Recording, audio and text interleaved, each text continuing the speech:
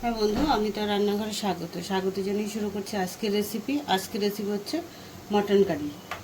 Mutton curry মানে মটনটা ঘরে যেভাবে করি ঘরোয়াভাবে মটনের ঝোল পাতলা করে ওইটা করব। তো দেখুন আমি কীভাবে করে এটা মাখিয়ে করব আজকে।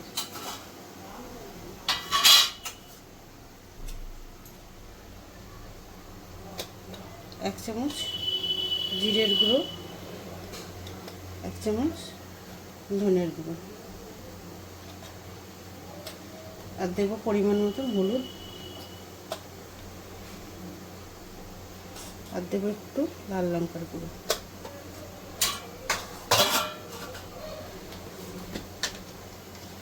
আর দেবো হাফ চামচ মতো গোলমরিচ গুঁড়ো।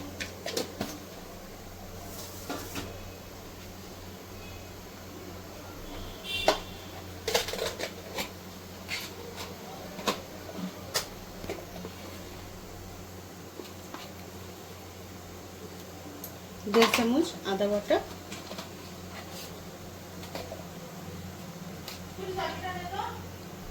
দু চামচ রসুন বাটা,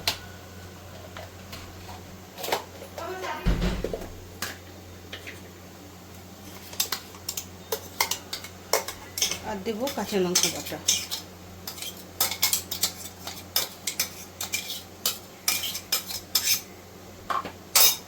আর দেবো দুটো তেজপাতা, আর দেবো একটু সর্ষের তেল।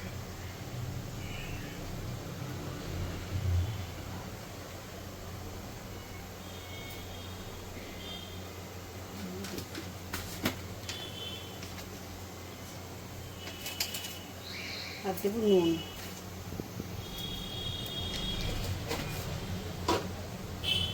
দিয়ে এবার এটাকে ভালো করে হাত দিয়ে মাখিয়ে 10-15 মিনিট রেখে দেবো।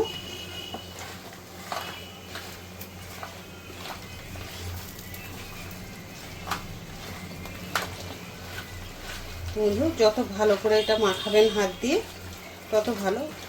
1 ঘন্টা আগেও যদি মাখিয়ে রেখে দিতে পারেন তাহলে তো আরও ভালো হয়। আমি 1 ঘন্টা রাখবো না, 15-20 মিনিটের মতো মাখিয়ে রাখবো।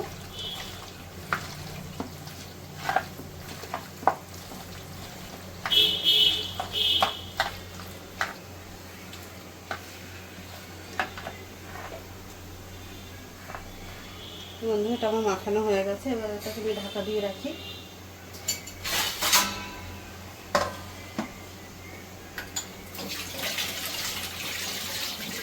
বন্ধু, তখন তো দেখলেন আমি মটনটাকে মাখিয়ে রেখে দিয়েছি, 20 মিনিটের উপরেই হয়ে গেছে। এবার আমি তেলটা বসিয়ে দিয়েছি, তেলটাও গরম হয়ে গেছে।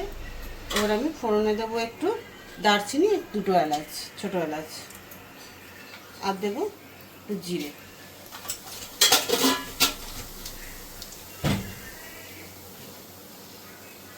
এবার দেবো পেঁয়াজ,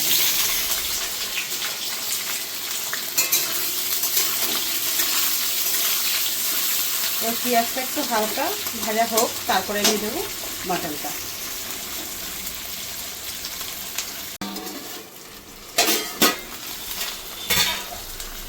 বন্ধু, পেঁয়াজটা হালকা ভাজা হয়ে গেছে। এবার আমি দিয়ে দেবো মাটনটা।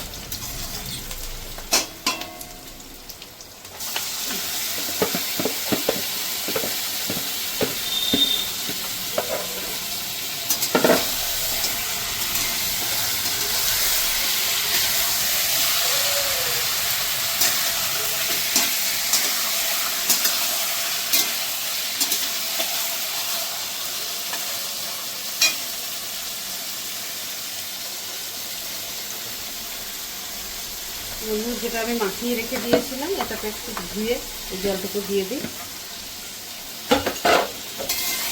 এবার মাটনটাকে কষতে অনেকটা সময় লাগবে, এটা ভালো করে কষা হোক। ঢেকে দিলে কি আমি কিন্তু মাঝে মাঝে একটু এটাকে নেড়ে দিতে হবে, না তো নিচে আবার লেগে যাবে।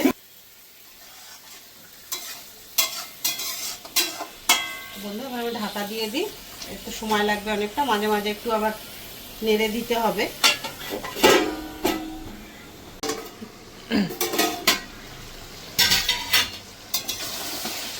বন্ধু, মশলাটাও ভালো করে কষানো হয়ে গেছে। এখন পেঁয়াজটা পুরো গলে গেছে, পেঁয়াজের আর খোঁজ নেই এতে। তো কোথায় আছে পেঁয়াজ? এবার দুটো রসুন আমি দিয়ে দেবো এটাতে।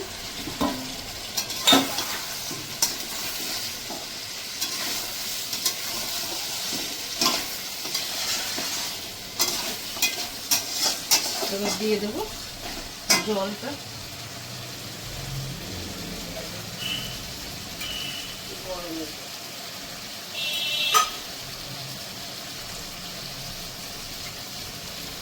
বন্ধু এবার আমি দিয়ে দেবো গরম জল। ভালো করে কষানো হয়ে গেছে মাটনটা।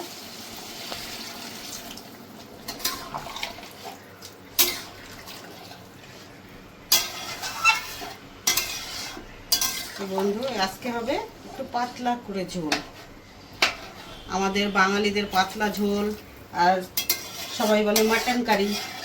তা আমাদের মাটন কারির জন্য যতটা প্রয়োজন এটা রাখার জন্য সেইভাবেই দেবো জলটা। মাটনটা এখনো সিদ্ধ হয়নি ভালো করে। আর পরে নুন আর এটা দেবো, নুনটা একটু কমই দিয়েছি, তো দেখে পরে দেবো আর গরম মশলা।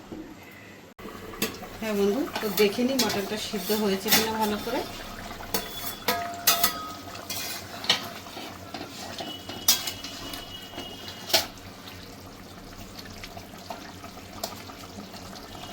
এখনো ভালো করে হয়নি সিদ্ধ, আরেকটু হবে, আরেকটু হবে।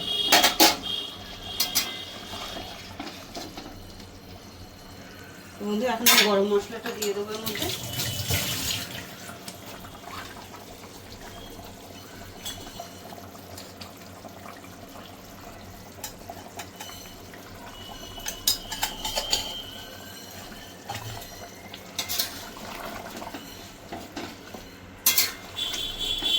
একটু নুনটা দেখে দিই, দেখে যদি লাগে তাহলে দেবো একটু।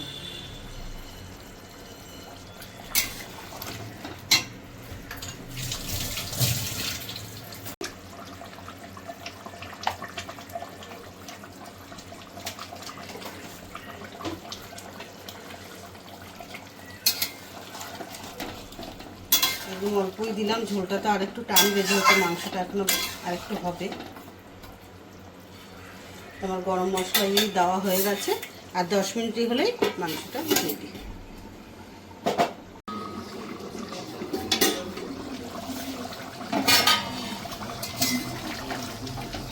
হ্যাঁ বন্ধু, আমার মাটনটা হয়ে গেছে। এবার আমি একে নামিয়ে নেবো। পুরো হয়ে গেছে, এবার ভালো সিদ্ধ হয়ে গেছে। তো গরম মশলা এতে সব কিছু আমি দিয়ে দিলাম। এবার আমি গ্যাসটা বন্ধ করে দেবো।